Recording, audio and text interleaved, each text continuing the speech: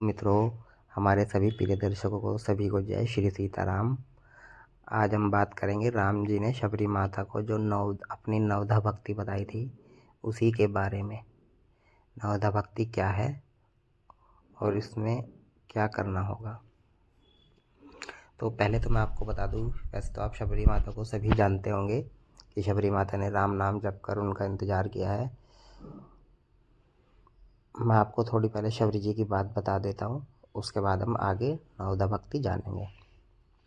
शबरी माता जी पिछले जन्म में एक राजा की रानी होती थी। उस रानी का यानी कि शबरी माता का धार्मिक कार्यों में बहुत मन लगता था। एक बार महल के पास कुछ संत यज्ञ कर रहे थे।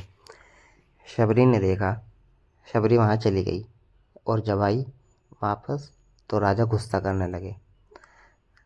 तो शबरी माता ने कहा भगवान से कि भगवान, मुझे सुख सुविधा नहीं चाहिए, पर अगले जन्म में अपनी भक्ति ज़रूर देना। तो इतना कहकर शबरी माता ने उस जन्म में अपना देह त्याग दिया। अगले जन्म में वे एक नीच घर में पैदा हुई और भक्त का आप सभी को पता है कि कैसी भक्त बनी। भगवान ने स्वयं उसको भक्ति दी थी। उसकी बात सुनकर तो उसकी शबरी माता का शादी का टाइम आया। उनके परिवार की रस्म होती थी कि उनकी शादी में पशुओं की बलि दी जाती थी। तो उनकी शादी से एक दिन पहले बहुत सारे पशु, भेड़ बकरी वगैरह लेकर आए उनके पिताश्री। शबरी ने देखा कि मेरी शादी के लिए इतने सब पशुओं की जान जाएगी। तो शबरी माता ने, उनका दिल देखना कितना अच्छा था, तो शबरी माता ने उन सबको बचाने के लिए अपनी शादी से एक दिन पहले रात को घर छोड़ दिया और घर छोड़कर जंगल में चली गई। जंगल में जाकर मतंग मुनि ऋषि जी के आश्रम पर रहने लगी। उनका काम वे उनकी सेवा वे बिना पूछे कर दिया करती थी। गुरुजी फिर उनको धीरे धीरे ज्ञान देने लगे। अंत में मतंग मुनि ऋषि जी का शरीर बिल्कुल ढांचा टाइप रह गया तपस्या कर करके। उसके बाद उन्होंने अपना शरीर छोड़ने का निर्णय किया। तो जब उन्होंने निर्णय किया, शबरी माता को बुलाया कि मैं अब अपना शरीर छोड़ना चाहता हूँ। तो शबरी माता ने कहा, प्रभु मैं यहाँ क्या करूँगी, आप मुझे भी अपने साथ ले जाइए। तो मतंग मुनि ऋषि ने तब कहा था शबरी माता को कि नहीं, मैं तुम्हें अपने साथ नहीं ले जा सकता हूँ, कि तुझे भी बहुत बड़ा काम करना है, तुझे राम नाम जपना है और एक दिन भगवान श्री राम तेरी कुटिया में ज़रूर तुझसे मिलने आएंगे। शबरी माता ने पूछा, गुरुजी कब आएंगे, कब तक मैं उनका इंतज़ार करूं? तो मतंग मुनि ऋषि जी ने कहा, देखो अभी वे पैदा भी नहीं हुए हैं, वे क्या उनके पिताश्री भी पैदा नहीं हुए हैं, पर आएंगे ज़रूर, विश्वास रखना।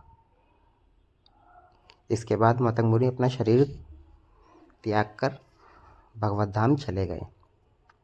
शबरी जी आप लोगों को पता ही है, राम नाम जपते हुए रोज़ाना बागों से फूल लाकर अपनी कुटिया सजाती थी, मीठे फल लाकर राम जी के लिए रखती थी कि कभी भी आ सकते हैं। तो राम जी आए भी, जैसे कि आप सभी को पता है, राम लक्ष्मण सीता माता रानी जी को ढूंढते हुए जब एक गंधर्व ने शबरी माता का पता बताया था, तब शबरी माता के आश्रम पर गए। शबरी माता ने उनका बहुत अच्छे से स्वागत किया। फिर शबरी माता ने उनसे भक्ति का ज्ञान जानने के लिए कहा। तो प्रभु श्री रामचंद्र जी ने अपनी नवधा भक्ति कही है। आइए अब हम जानेंगे वही नवधा भक्ति क्या है। रामचरितमानस से मैं आप लोगों को बताता हूँ, सुनिए। प्रथम भक्ति संतन कर संगा, दूसरी रति मम कथा प्रसंगा। मतलब पहली भक्ति है संतों का सत्संग, दूसरी भक्ति है मेरी कथा प्रसंग में प्रेम। यानी कि राम जी कहते हैं सबसे पहली भक्ति यह है कि संतों का संग करना चाहिए, और दूसरी भक्ति है राम जी की कथा प्रसंग में प्रेम, यानी कि रामायण या उनके शास्त्रों या उनकी स्थितियों में प्रेम। आगे गुरुपद पंकज सेवा, तीसरी भक्ति अमान, चौथी भक्ति मम गुण गण करई कपट तजी गान। तीसरी भक्ति है अभिमान रहित होकर, यानी कि अभिमान अहंकार छोड़कर गुरु जी के चरणों की सेवा करनी चाहिए। और चौथी भक्ति यह है कि कपट छोड़कर मेरे गुण समूह का गान करे, यानी कि अपने मन से कपट छल सब छोड़ दो, बिल्कुल अपने मन को निर्मल बना दो और राम जी के गुण समूहों का ज्ञान करो। आगे, मंत्र जाप मम दृढ़ विश्वासा, पंचम भजन सो वेद प्रकाशा, छठ दमशील बिरति बहुकर्मा, निरत निरंतर सज्जन धर्मा। मेरे राम मंत्र का जाप और मुझ में दृढ़ विश्वास, यह पांचवी भक्ति है जो वेदों में प्रसिद्ध है। छठी भक्ति है इंद्रियों का निग्रह, शील, अच्छा स्वभाव या चरित्र, बहुत कार्यों से वैराग्य और निरंतर संत पुरुषों के धर्म आचरण में लगे रहना। सातव सम्मोह मैं जग देखा, मोहे संत अधिक करे लेखा, आठव जथा लाभ संतोषा, सपने हो नहीं देखे ही पर दोषा। सातवीं भक्ति है जगत भर को संभाव से मुझ में ओतप्रोत राम में देखना, यानी कि सबको ब्रह्म जानना, सबके अंदर के परमात्मा को बाहरी रूप में देखना और संतों को मुझसे भी अधिक करके मानना, यह आठवीं भक्ति है।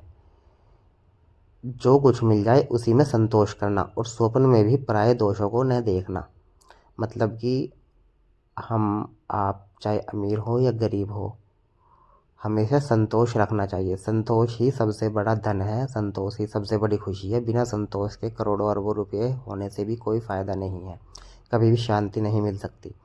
और हमें कभी भी दूसरे के दोषों को नहीं देखना चाहिए, चाहे दूसरा कितना भी बुरा कर रहा है, पर उसकी बुराइयों पर हमें देखना नहीं चाहिए।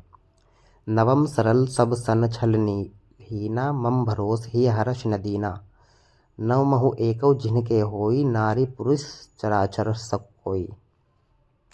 नवी भक्ति है सरलता और सबके साथ कपट रहित बर्ताव करना, हृदय में मेरा भरोसा रखना और किसी भी अवस्था में हर्ष और दैन्य विषाद का न होना, ये है नौ भक्ति। आगे श्री रामचंद्र जी कहते हैं, इन नौ में से जिनके एक भी होती है, वह स्त्री पुरुष जड़ चेतन कोई भी हो, सोई अतिशय प्रिय भामनी मोरे, सकल प्रकार भक्ति दृढ़ तोरे, जोगी ब्रह्म दुर्लभ गति होई, तो कहूँ आज सुलभ भई सोई। हे भामिनी, मुझे वही अत्यंत प्रिय है, फिर तुझ में तो सभी प्रकार की भक्ति दृढ़ है, अतएव जो गति योगियों को भी दुर्लभ है, वही आज तेरे लिए सुलभ हो गई। मम दर्शन फल परम अनूपा, जीव पाव निज सहज स्वरूपा, जनक सुता कई सुधी भामनी, जानी कहूँ कारीबर गामनी। मेरे दर्शन का परम अनुपम फल यह है कि जीव अपने सहज स्वरूप को प्राप्त हो जाता है, यानी कि जो राम जी के दर्शन कर लेता है, सिर्फ राम जी के दर्शन मात्र से ही उनको मोक्ष, परम शांति, परम राम जी का परम पद मिलता है। हे भामिनी, अब यदि तू गजगामिनी जानकी की कुछ खबर जानती हो तो बता। शबरी जी को राम जी ने नवदा भक्ति बताई, और मैं आप लोगों को एक बात बताता हूँ कि इनमें 9 भक्तियों में से सबसे आसान भक्ति क्या है? मम मंत्र जाप मम दृढ़ विश्वासा, यानी कि राम मंत्र का जाप करे दृढ़ विश्वास करके। राम मंत्र जाप करते करते आपको धीरे धीरे आपको सारी भक्तियाँ ऑटोमेटिक, बाकी 8 भक्ति ऑटोमेटिक आपके पास आ जाएंगी, बस दृढ़ता से और विश्वास के साथ नाम जप करना है। तो आज की ये जानकारी कैसी लगी हमें मित्रों, फ्रेंड्स, कमेंट्स में बताइए, और हमारे वीडियो को शेयर कीजिए, लाइक कीजिए, सब्सक्राइब कीजिए हमारे चैनल को। चलो आगे किसी नई जानकारी के साथ मिलते हैं। सभी मित्रों को जय श्री सीताराम।